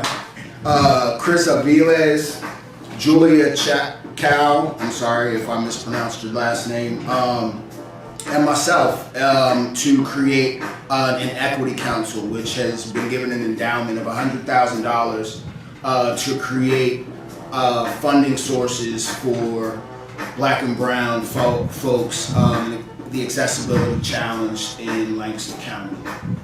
So with this first installment of the fund, we've created up to five $5,000 awards for BIPOC individuals to innovate a program or initiative in their immediate community that will create an opportunity to uplift folks within that setting. So we try to make the application process as easy as possible. And when I say easy, that means take out a lot of the empty qualifications and fail-safes that are usually meant to block us out of these types of processes. Yeah, and isn't that a thing? The reason why some of these funding opportunities are convoluted. Most certainly, it goes back to Sarge's point, right, from the last segment, in how the organizations that are really on the ground doing the work a lot of times get blocked out of opportunities when it comes to singular grant or lending purposes. But when it comes to these big pools of money that are really created to murky the waters of that work, you know what I mean, to try to make it seem like those organizations that are really on the ground, independent of the status quo, are not as effective as they are, right? So this is kind of meant to turn that idea and that archaic premise on its head. So we've got a council of Black and brown folks making decisions with money for Black and brown individuals, right? And it doesn't really get any more fluid than that. Like I said, we try to take a lot of the qualifications out of the application process that would hold people back, including the need to put in a paper application, right? So folks can go to the website, lankequityfund.org, and they can They can go on the website. They can reach out to us if they have issues filling out a paper application and would like to do an interview or maybe a video application, right? And we're here to help them through the process. Like, we're not looking for folks who have extensive history or understanding of the lending process or even what it means to be an organization or a program. Like, if this is that opportunity, if you've got a great idea and need help to build that idea, jump in. Like, you got to get your feet wet somewhere, and it would be a lot easier to reach those opportunities with folks that are willing to walk you through a process and bring you on board to create a better product for your next opportunity than to just turn you away and leave you flat on the ground.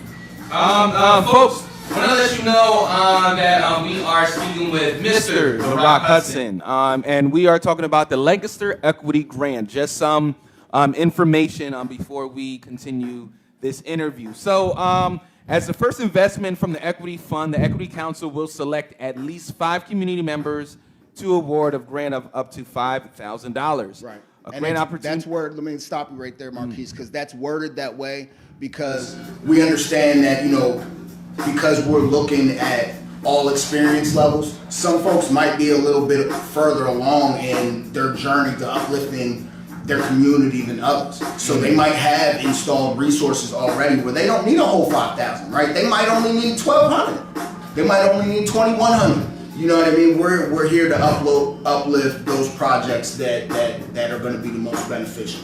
And then it says a grant opportunity for Black, Brown, Indigenous, and immigrant people of color who want to create programs designed to impact change in our community with a focus on accessibility and racial equity. And it says at least 5 grants of up to $5,000. Sarge, you were going to say something. Yeah, I was going to say, so what kind of ideas can people come to you guys with? Like, another, would an idea like something like bringing bounce houses to the community, like something providing them during like the summer and springtime, like what's open? What ideas are open to you guys? Pretty much anything is open. Anything is open. I would say if you got an idea, shoot your shot. You know what I mean? The worst that can happen is you get a no with some tutelage, right? With some mentorship. Because like I said, we're not looking to discourage anybody. So I'm not going to tell anybody to not come with an idea, not come with some sort of initiative that may help to uplift folks in their community. They know the community best, right? They know their immediate neighborhoods and residencies the best. So who am I to say,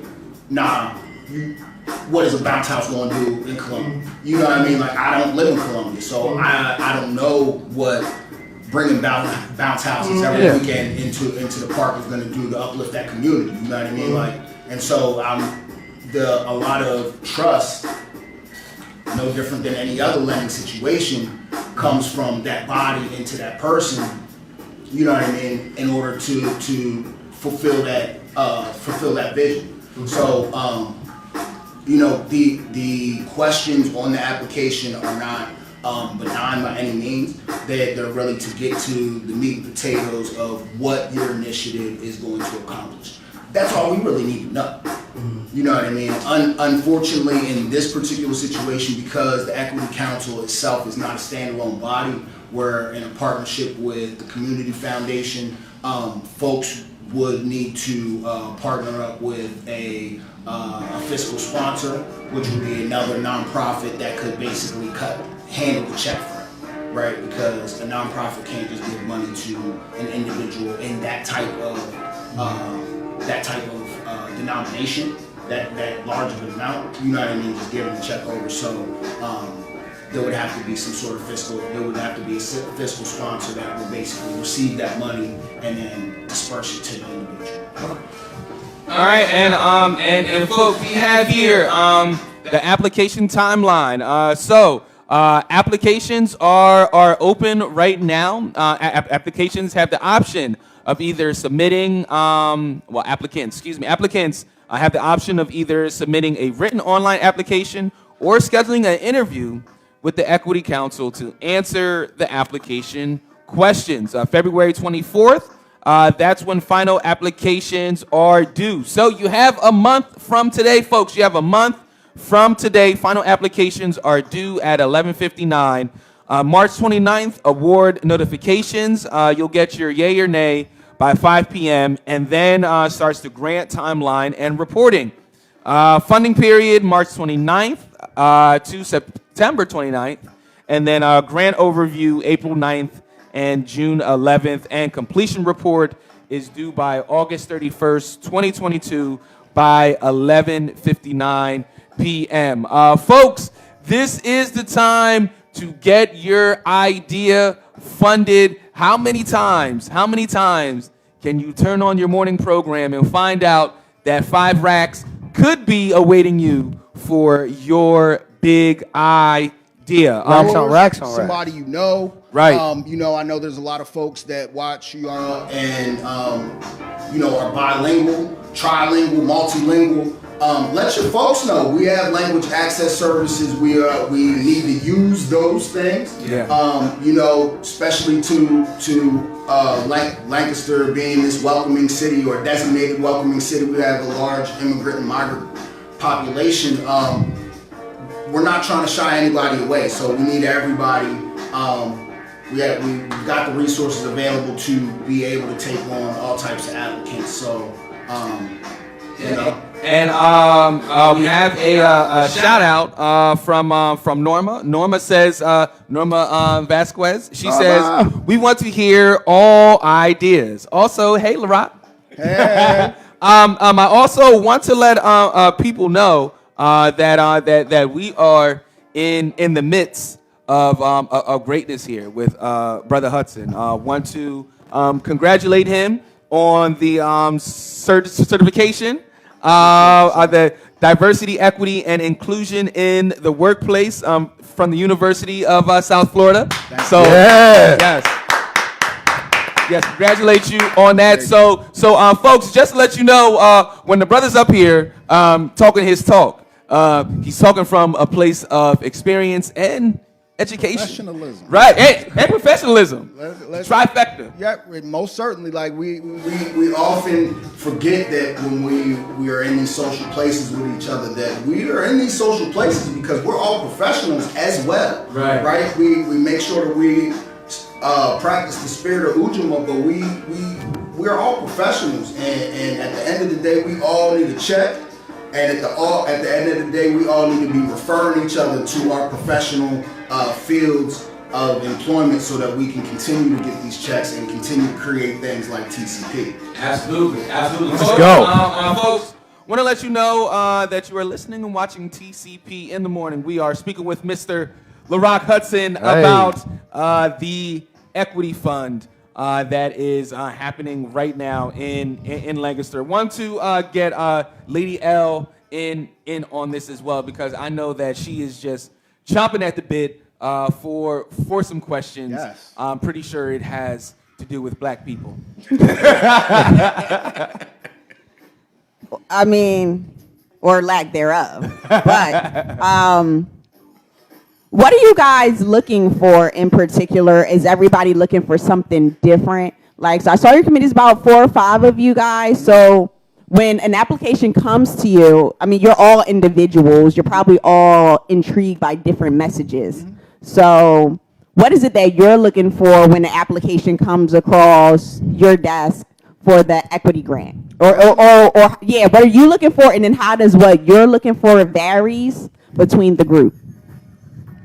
So I'm not gonna sit here and say that I can speak for anybody else. So myself, personally, I'm just looking for drive, right? Because if somebody has motivation, then they're gonna be able to answer the questions to the utmost of their ability. And being somebody who has recently obtained some type of credential from a higher education source, I understand what it means to not understand how to fill out an application, right? I understand what not totally comprehending what the questions on a grant application or an employment application are asking for. So I think what I'm looking for is motivation and drive, because that motivation and drive is going to lead you to ask questions. If I'm telling you right here on the screen to reach out, then reach out. And I'm going to say that straight to the camera, because I mean, I think most folks here in the studio can tell you, if I tell you to reach out and you reach out, then I'm going to do that thing that I said that I'm going to do for you. Mm-hmm. And at the end of the day, that's what this is about, right? It's about us doing our utmost to uplift the next ones. And like I said, we got to take space to make space. So it was one of my motivations to be part of this group was to be able to help folks who didn't make the cut. Because all too often folks get into these processes and they don't make the cut, and that is a demoralizing feeling. You know what I mean? Their self-worth and their motivation and drive plummet. And a lot of folks don't continue in this work because they can't get the funding, or they can't get the access, or they just can't break through. That failure hurts. It does. It hurts your soul, man. And you know, the situation that I was talking about earlier with Penn wasn't somebody that I know. It was me. You know what I mean? And even now, as a professional in my field, like still getting the door shut in my face, and I work for the city government. You know what I mean? Off of folks just not ready to take that step on the form. So, like, I'm here for folks. Like, whatever you need to help you through this process, you know what I mean, to get you used to just sticking your neck out there, because that's what we need at the end of the day, is more folks willing to put their neck out. Okay, so what are you hoping to achieve, right? So is this sustainable? Is this something like, or is this like one of those, it's 2022, this will be the only year that this thing happens, and then it'll be a memory? This is sustainable with community buy-in. And okay. Your initial, see, this is why I like you, Lady L, because sometimes I can just look at your face and I know what the question is, and you know what I mean? You looked at the picture and you saw one black person. You know what I mean? And what folks don't know behind the scenes is that there was conversations about these fiscal sponsors, and we had to only choose. We were put kind of in a corner and had to choose only a few. We had a long list of folks and organizations that we could connect with potential applicants, right? But we had to make a short list. And so what we did was we collaborated with each other, and we thought about how could we be the most intentional in that space. And so what we looked at was who's doing what in what jurisdiction, right? Who's doing what in the city, who's doing what on a more county level, who's doing what on a more regional level. And so what we did from that point was we chose to approach 3 organizations based on what we were lacking as a group in general. And so the top two organizations that made that short list were black organizations or black-led organizations in the African American Cultural Alliance and South End's Concerned Neighbors. I can't say the full extent of those talks yet, but those are our top 2, right? And so being intentional about bringing folks in, right, and getting that community buy-in is what's going to make it sustainable. Okay. All right. To the comment section, we got a question here from Gary. But first, Sabrina says guns need to be regulated the way we regulate driving.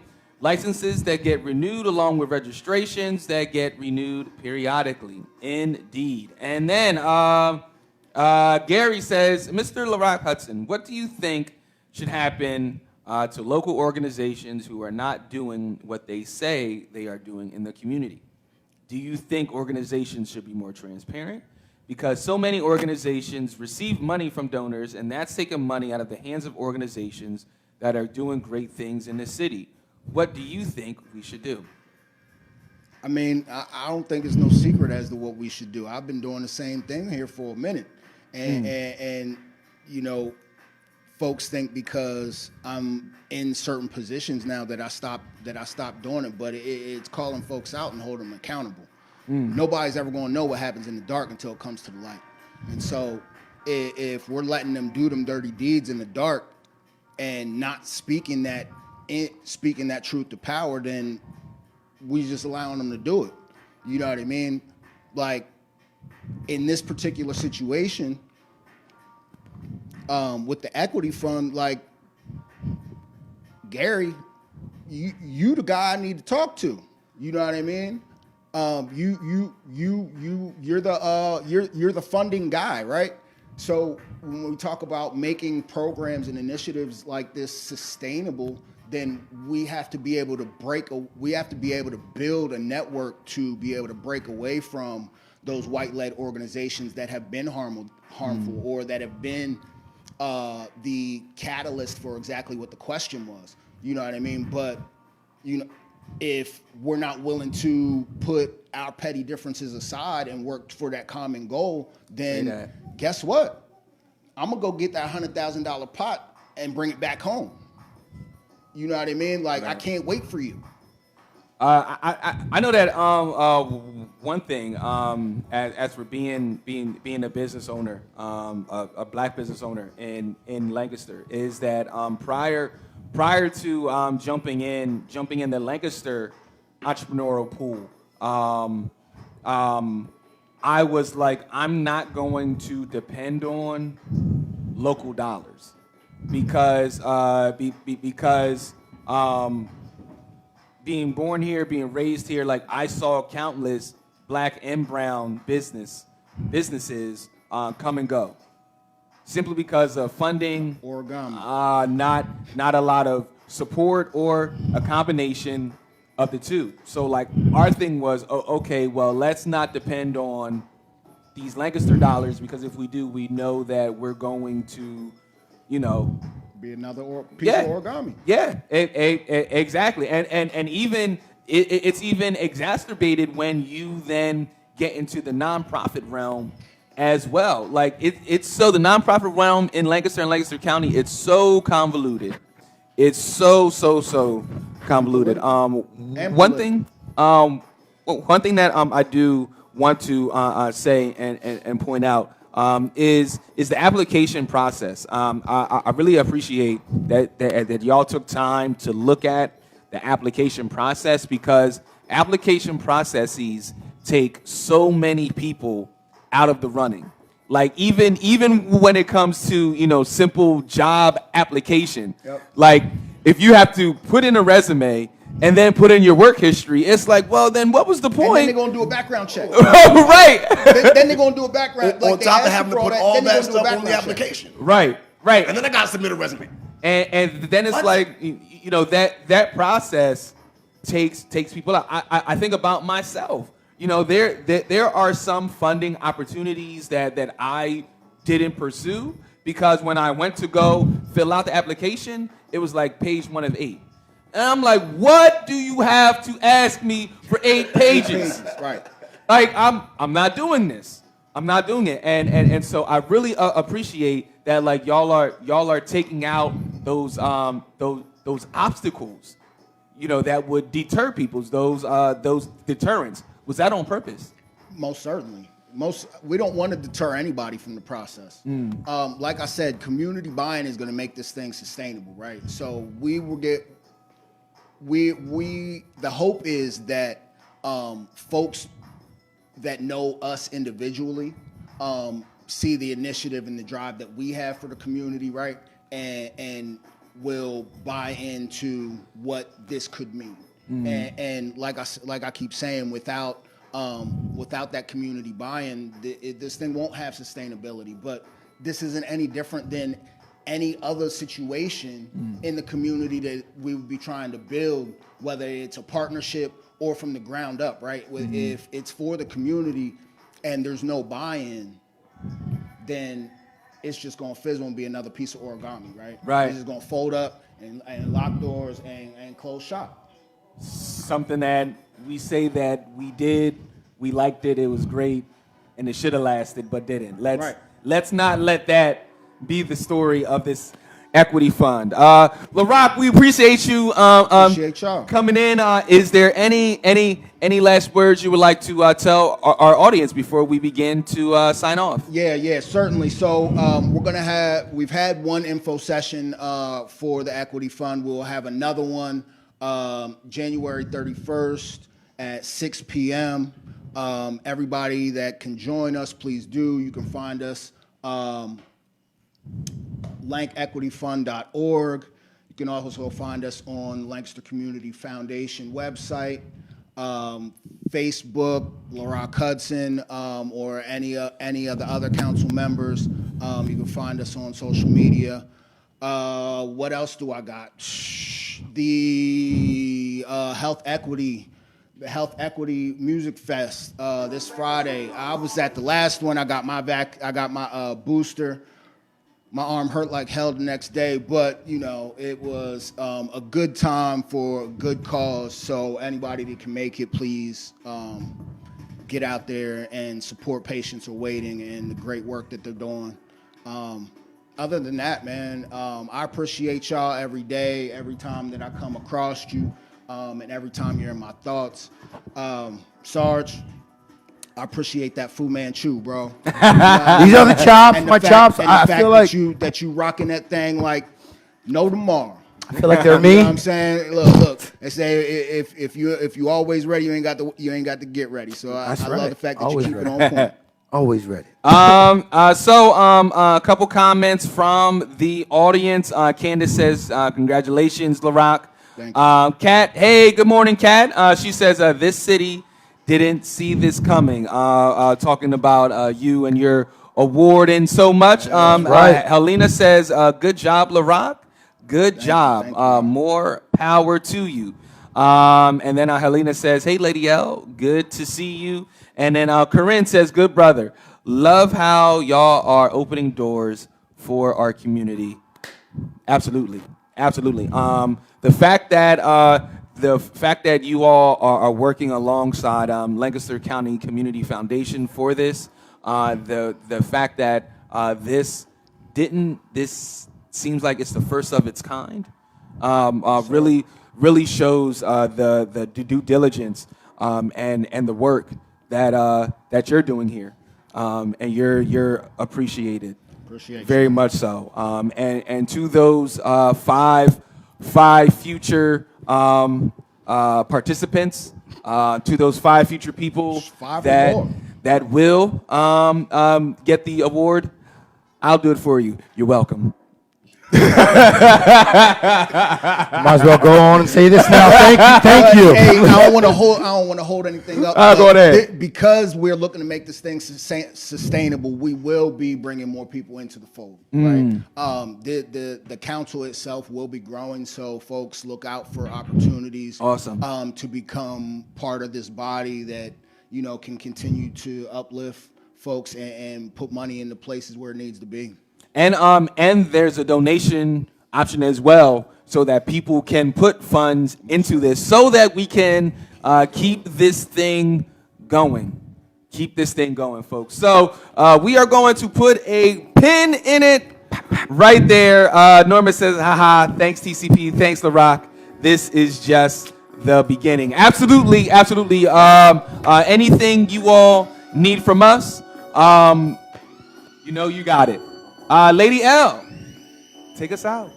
All right. Listen, guys, thank you for watching. Thank you for tuning in. If you're watching live on IG, thank you for watching. Thank you for tuning in.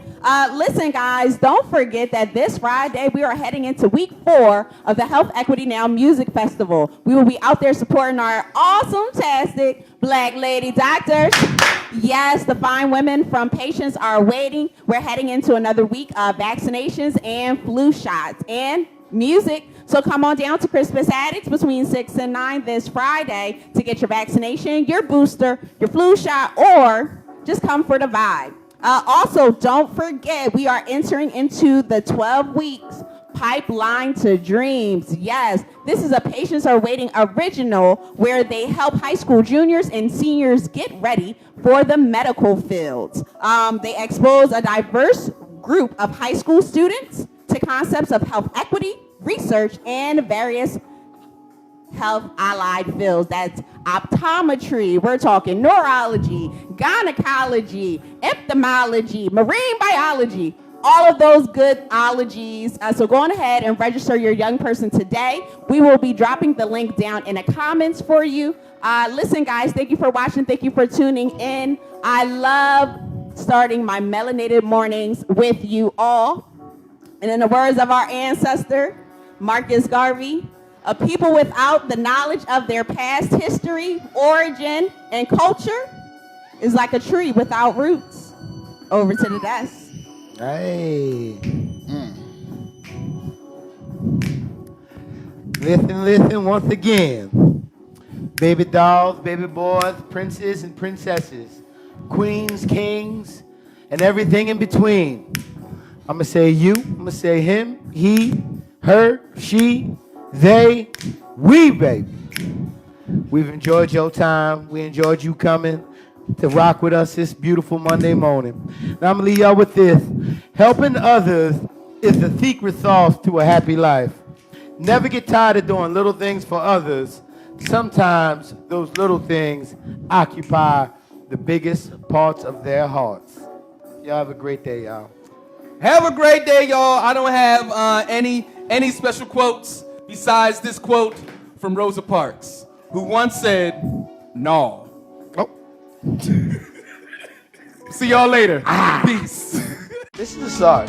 This is your penny.com health minute. In part 2 of our healthcare terminology, we begin with the phrase out-of-pocket maximum, which is the most money in the form of deductibles, co-pays, and co-insurances you can pay each year, regardless of how much medical care you use. Do you need prescription medication? Well, penny.com has provided a convenient way for you to look at the plans you're considering to see how much your prescription could cost. Network is also a key term you will continuously see while navigating penny.com. Your network is compiled of healthcare providers and facilities your insurer has contracted with. Do you want to include your doctor in your plan? No worries. You can use Penny's provider directory to see if your provider is included in your plan. Signing up for healthcare coverage can be intimidating. Luckily, penny.com is